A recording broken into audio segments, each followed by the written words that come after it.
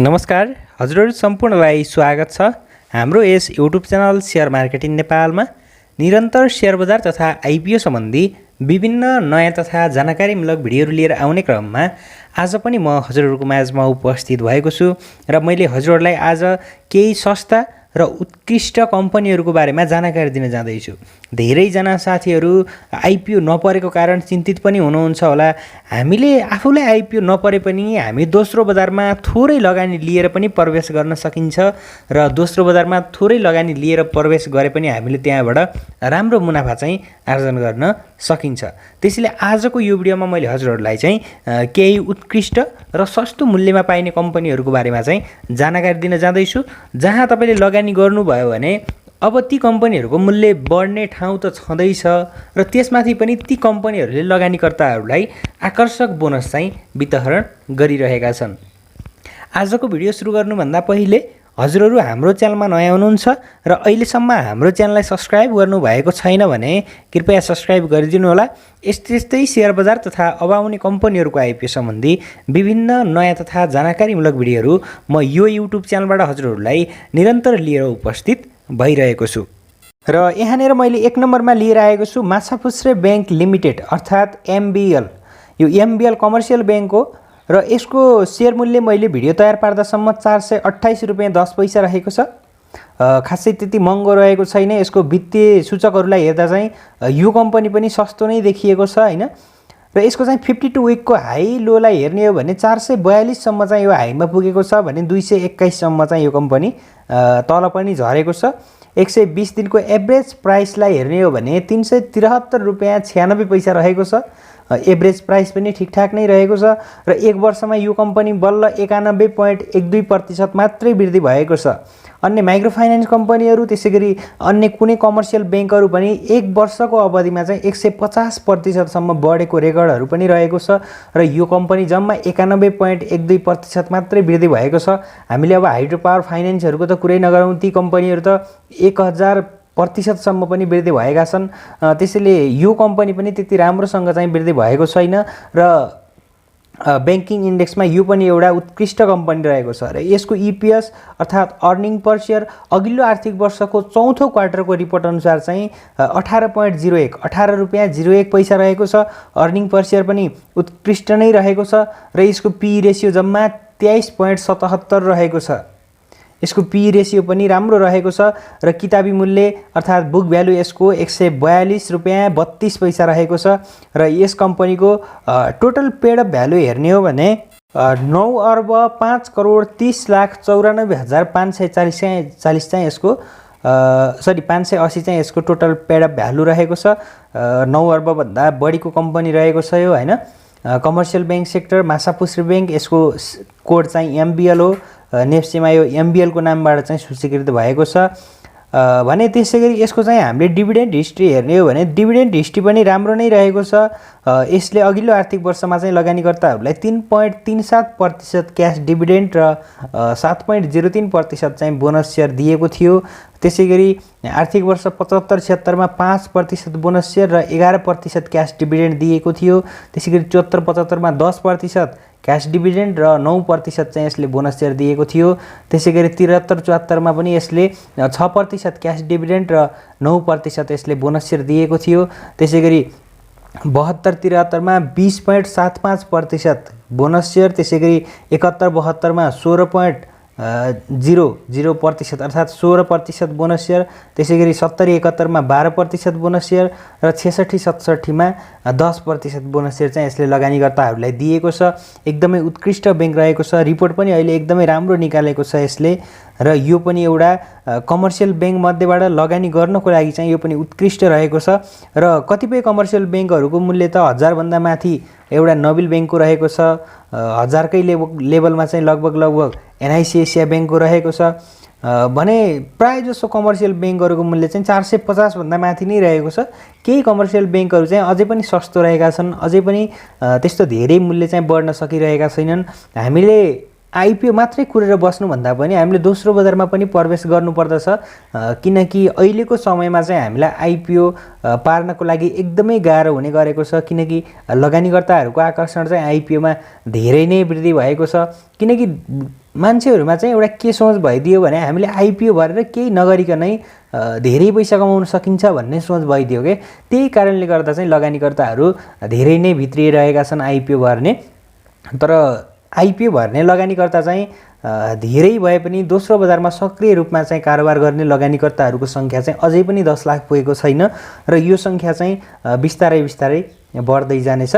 र नयाँ लगानीकर्ताहरू थपिनु भनेको चाहिँ हाम्रो मार्केटलाई एउटा पोजिटिभ कुरा पनि हो। जति लगानीकर्ताहरू थपिँदै जान्छन् त्यति मार्केटले चाहिँ नयाँ उचाइ कायम गर्दै जान्छ भन्ने चाहिँ हामीले विश्वास लिन सकिन्छ। त्यसैले चाहिँ तपाईहरू अझै पनि मार्केटमा प्रवेश गर्नुभयो भने अझै पनि मौका रहेको छ र हामीले चाहिँ बजारमा प्रवेश गरेर आत्तिएर अरूको लहैलहीमा लागेर सुरुमै ट्रेडिङ गर्न थालियो भने, सुरुमै हाइड्रो पावर फाइनान्स डेभलपमेन्ट ब्याङ्कहरूतिर लगानी गर्न थालियो भने चाहिँ हामीलाई अलिकति गाह्रो पनि पर्न सक्दछ। त्यसैले हाम्रो पहिलो लगानी भनेको अहिलेको अवस्थामा यदि तपाईँहरूले माइक्रो फाइनेन्स कम्पनीहरू पनि चुज गर्न सक्नुहुन्छ, माइक्रो फाइनेन्समा पनि राम्रा कम्पनीहरू रहेका छन् भने कमर्सियल ब्याङ्कहरू पनि एकदमै उत्कृष्ट रहेको छ। यो दुईवटा सेक्टरहरूमा चाहिँ तपाईँहरूलाई अन्य सेक्टरमा भन्दा चाहिँ कम जोखिम रहेको छ र सुरक्षा चाहिँ यहाँ तपाईँको लगानीको धेरै रहेको छ। र त्यसमध्ये आज चाहिँ अर्को ब्याङ्क लिएर आएको छु मैले, कुमारी ब्याङ्क लिमिटेड, अर्थात् यसको कोड चाहिँ केबिएल हो।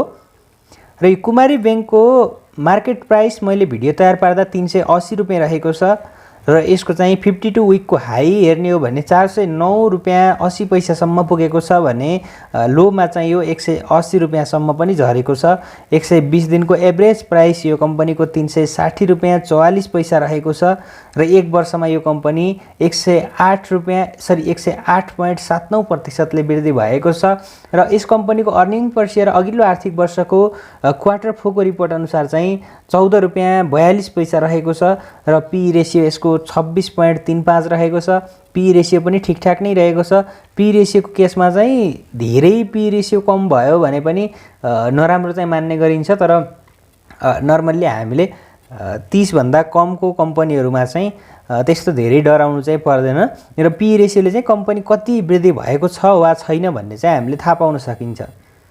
अर्निङ पर सेयर सकेसम्म हामीले माथि भएको कम्पनी चुज गर्ने भने पी रेसियो चाहिँ सकेसम्म कम भएको चुज गर्ने र कतिपय फाइनान्स कम्पनीहरूको इपिएस हेर्दा चाहिँ एकदमै धेरै रहेको छ। उनीहरूको आफ्नो ओरिजिनल अर्थात् आफ्नो बिजनेसले भन्दा पनि उनीहरूले चाहिँ सेयर बजारबाट बढी कमाएर चाहिँ इपिएस बढाएको देखिएको छ। त्यसमा चाहिँ धेरै लगानीकर्ताहरू झुक्किनु भएको पनि छ होला र त्यो कुरा चाहिँ हामीले विचार पनि गर्नुपर्ने हुन्छ। र यसको पी रेसियो 26.35 भइहाल्यो र बुक भ्यालु चाहिँ यसको 136 रुपियाँ 89 पैसा रहेको छ। यो कुमारी ब्याङ्क एकदमै उत्कृष्ट रहेको छ यो पनि। र यसको टोटल पेड अप भ्यालु हेर्ने हो भने चाहिँ 13 अर्ब चाहिँ यसको टोटल पेड अप भ्यालु रहेको छ। यसको डिभिडेन्ड हिस्ट्री हेर्ने हो भने यसको डिभिडेन्ड हिस्ट्री पनि एकदमै आकर्षक नै रहेको छ। अघिल्लो आर्थिक वर्षमा यसले 10.85% बोनस सेयर दिएको थियो लगानीकर्ताहरूलाई।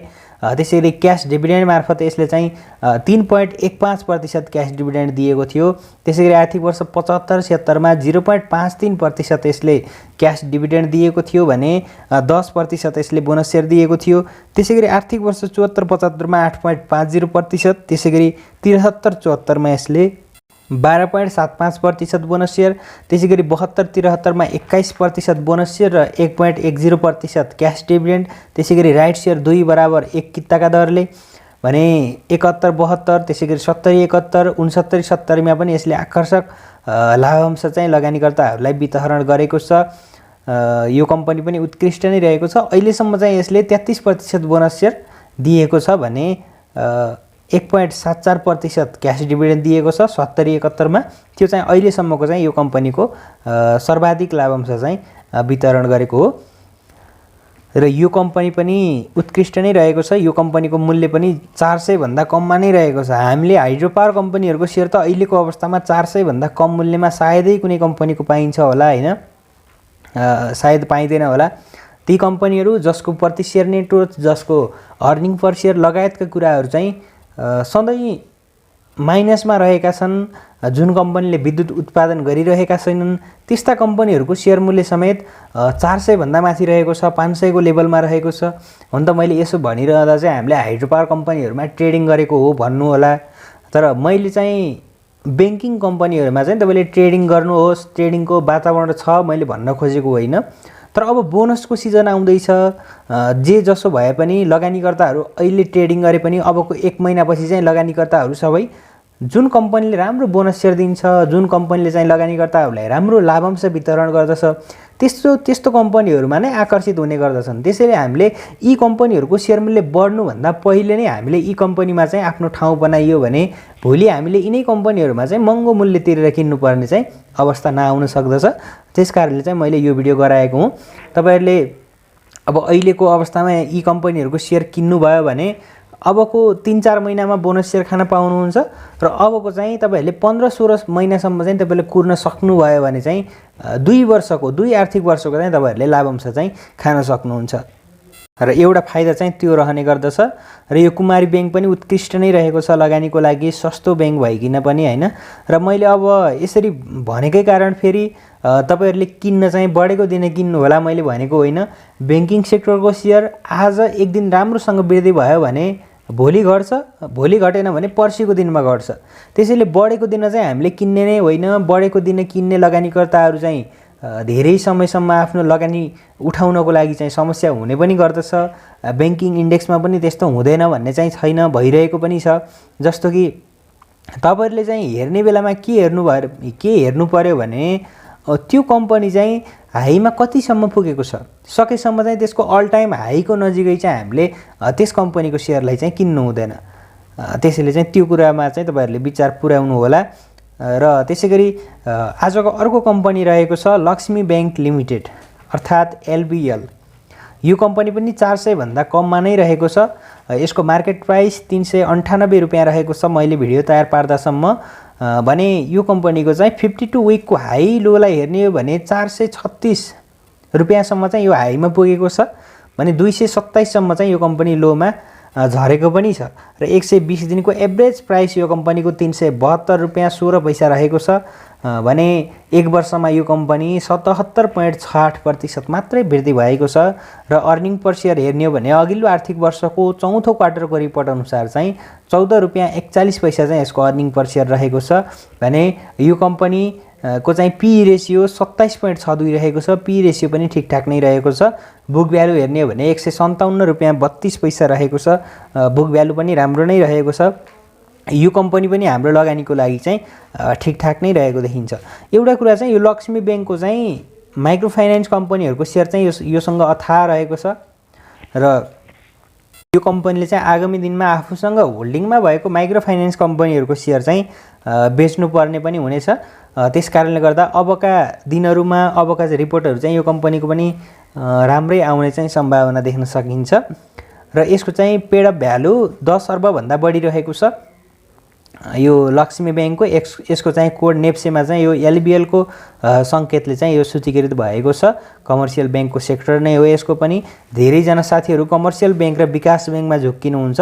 कमर्सियल बैंक भनेको हाम्रो क वर्गको बैंकहरु हुन् भने विकास बैंक भनेको ख वर्गको। जस्तो कि कमर्सियल बैंकमा यिनै के भन्छ मेगा बैंक, त्यसैगरी यो Kumari Bank, Machhapuchchhre Bank, Nabil Bank, Global IME Bank लगायतका बैंकहरु हुन्। भने विकास बैंकमा चाहिँ मुक्तिनाथ विकास बैंक, ज्योति विकास बैंक, कामना सेवा विकास बैंक, लुम्बिनी विकास बैंक लगायतका कम्पनीहरु चाहिँ विकास बैंक हुन्।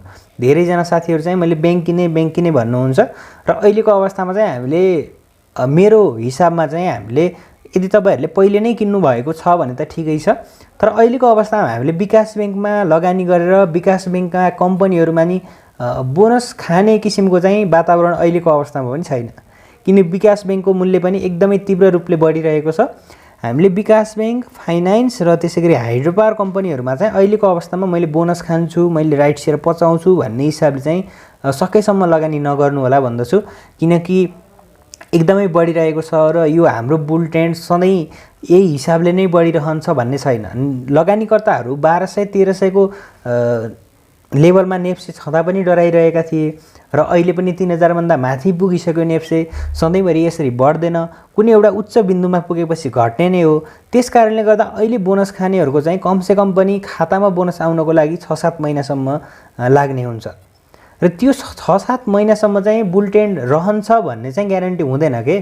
त्यस कारणले गर्दा ती 3वटा सेक्टरहरुमा चाहिँ मैले उच्च जोखिम देखेको छु। त्यसैले तपाईहरु चाहिँ बोनस खाने टार्गेट हो भने कमर्सियल बैंक र माइक्रो फाइनान्स पनि केही हदसम्म सुरक्षित रहेको छ।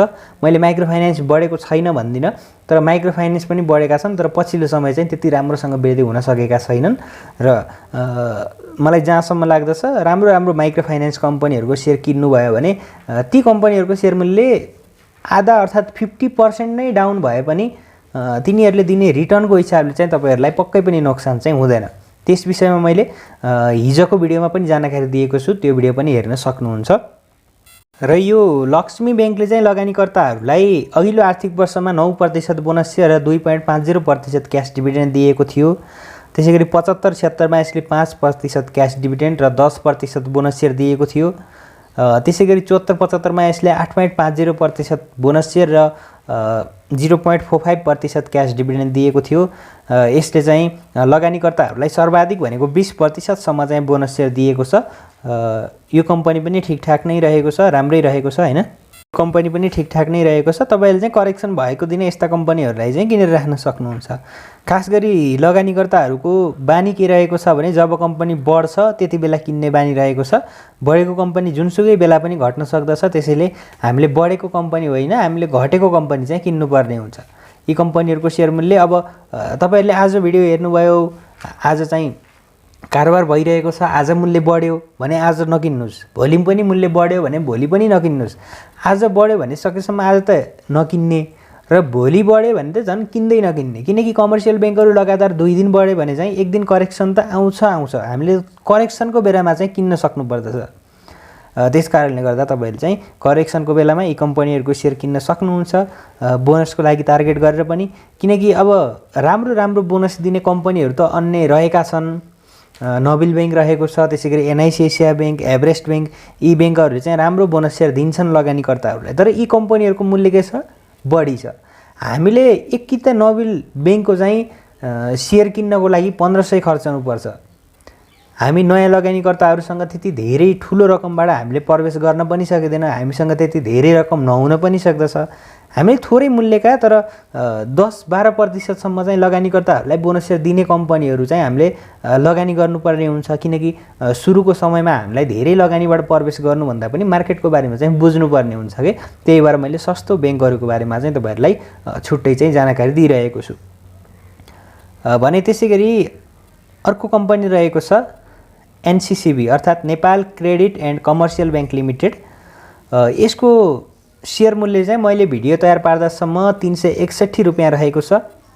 यसको 52 विकको हाई लो हेर्ने हो भने 379 सम्म यो कम्पनी हाईमा पुगेको देखिन्छ भने 190 सम्म चाहिँ लोमा पनि झरेको देखिन्छ। र यस कम्पनीको 120 दिनको एभरेज प्राइस 367 रुपैयाँ 89 पैसा रहेको छ भने एक वर्षमा यो कम्पनी 90% ले वृद्धि भएको छ। र अर्निङ पर शेयर हेर्ने हो भने 12 रुपैयाँ 32 पैसा रहेको छ अघिल्लो आर्थिक वर्षको क्वार्टर 4 को रिपोर्ट अनुसार। पी रेशियो पनि 30 भन्दा कम नै रहेको छ, 29.30 रहेको छ। र यसको किताबी मूल्य अर्थात बुक भ्यालु 141 रुपैयाँ 40 पैसा रहेको छ भने यो कम्पनीको टोटल पेड अप भ्यालु चाहिँ 10 अर्ब रहेको छ। कम्पनी राम्रो नै रहेको छ। यो पनि बेला बेलामा नोबेल बैंक अथवा अन्य बैंकसँग चाहिँ मर्जको काण्डले चाहिँ यो कम्पनीको शेयर मूल्यमा उछाल आउने गर्दछ। अहिले पछिल्लो समय त त्यस्तो भएको छैन, तर केही समय अगाडि चाहिँ बारम्बार 2-3 पटकसम्म त्यस्तो न्यूजहरु आएको थियो र त्यसले गर्दा यो कम्पनीको शेयर मूल्य पनि 300 को लेभलबाट बढेर 370-75 सम्म चाहिँ पुगेको थियो र त्यसपछि चाहिँ खासै बढ्न चाहिँ सकेको छैन यो कम्पनी पनि। पछिल्लो समय एक लट चाहिँ कमर्सियल बैंकहरु 2-3 दिनसम्म राम्रै वृद्धि भएका थिए र त्यति बेला चाहिँ यो कम्पनी खासै बढ्न चाहिँ सकेको थिएन र यो कम्पनीलाई पनि तपाईहरुले रोज्न चाहिँ सक्नुहुन्छ। यो एनसीसीबी अर्थात Nepal credit and commercial bank र यसको चाहिँ डिभिडेन्ड हिस्ट्रीलाई हामीले हेर्ने हो भने चाहिँ यसले लगानीकर्ताहरुलाई अघिल्लो आर्थिक वर्षमा 10.27% चाहिँ यसले बोनस शेयर दिएको थियो। हामीले 500-600 हालेर किनेको हाइड्रो पावर कम्पनीहरुले, त्यसैगरी फाइनान्स कम्पनीहरुले 600-700 हालेर किनेको फाइनान्स कम्पनीहरुले लगानीकर्ताहरुलाई 1% बोनस शेयर पनि दिन सक्ने क्यापेसिटी छैन। खास गरी नयाँ लगानीकर्ताहरूको लागि। पुराना लगानीकर्ताहरू त हाइड्रो पावरमा ट्रेड गर्नुहुन्छ, फाइनेन्समा ट्रेड गर्नुहुन्छ, उहाँले बोनसको हिसाबले भन्दा पनि ट्रेडरको हिसाबले चाहिँ लगानी गर्नुहुन्छ। खास गरी हामी नयाँ लगानीकर्ताहरूले पनि उहाँकै लहैमा लागेर चाहिँ त्यस्ता कम्पनीहरूको सेयर किनिन्छ कि हामीले किनिन्छ, तर हामीले प्रफिट भए पनि त्यस्ता कम्पनीहरू बेच्न सकिँदैन, बेच्न जानिँदैन। त्यस कारणले गर्दा चाहिँ हामी त्यसरी फसिने गरिन्छ। पहिला चाहिँ तपाईँहरूले मार्केट बुझ्नुपर्ने हुन्छ। हामीले 360-70मै लगानीकर्ताहरूलाई 10-12% लाभांश वितरण गर्ने कम्पनी पाइरहेका छौँ भने हामी नयाँ लगानीकर्ताहरूको लागि चाहिँ त्यहाँभन्दा सुरक्षित क्षेत्र त अरू कुनै हुन्छ जस्तो चाहिँ मलाई लाग्दैन। त्यस कारणले गर्दा यो कम्पनीलाई पनि तपाईँले टार्गेट चाहिँ गराउन सक्नुहुन्छ। यो कम्पनी पनि राम्रो नै देखिएको छ। र त्यसै गरी यस कम्पनीको चाहिँ हामीले डिभिडेन्ड हिस्ट्रीलाई हेर्ने हो भने चाहिँ यसले चाहिँ लगानीकर्ताहरूलाई 38% चाहिँ लाभांश अर्थात् बोनस सेयर चाहिँ दिएको छ। यसले 70-71मा चाहिँ 38% बोनस सेयर र 2% चाहिँ नगद लाभांश वितरण गरेको थियो। यो कम्पनी पनि राम्रो नै रहेको छ लगानीको लागि। र त्यसै गरी आजको अर्को ब्याङ्क रहेको छ mega bank Nepal limited. Mega यसको चाहिँ यो पनि कमर्सियल ब्याङ्क नै हो। यसको चाहिँ नेप्सेमा एमइजिएको चाहिँ यसको सिम्बल रहेको छ र यसको मार्केट प्राइस 377 रुपियाँ रहेको छ भने यो कम्पनीको चाहिँ 52 विकको हाई हेर्ने हो भने 400.70 सम्म पनि पुगेको छ, 400 रुपियाँ 70 पैसा। लोमा चाहिँ यो 216 सम्म पनि झरेको छ। 120 दिनको एभरेज प्राइस यो कम्पनीको 354 रुपियाँ 45 पैसा रहेको छ भने एक वर्षमा यो कम्पनी 74.54% वृद्धि भएको छ। त्यसै गरी यो कम्पनीको अर्निङ पर सेयर हेर्ने हो भने 15 रुपियाँ 71 पैसा चाहिँ यो कम्पनीको अर्निङ पर सेयर रहेको छ। र यसको पीई रेसियो हेर्ने हो भने 24 रहेको छ। पीई रेसियो कम रहेको छ। बुक भ्यालु 138 रुपियाँ 55 पैसा रहेको छ। कम्पनी यो पनि राम्रै रहेको छ। यो कम्पनी केही समय अगाडि चाहिँ मर्ज भएको थियो, गण्डकी विकास ब्याङ्कसँग मर्ज भएको थियो होला सायद, हैन भने यसको चाहिँ टोटल पेड अप भ्यालु 14 अर्ब रहेको छ।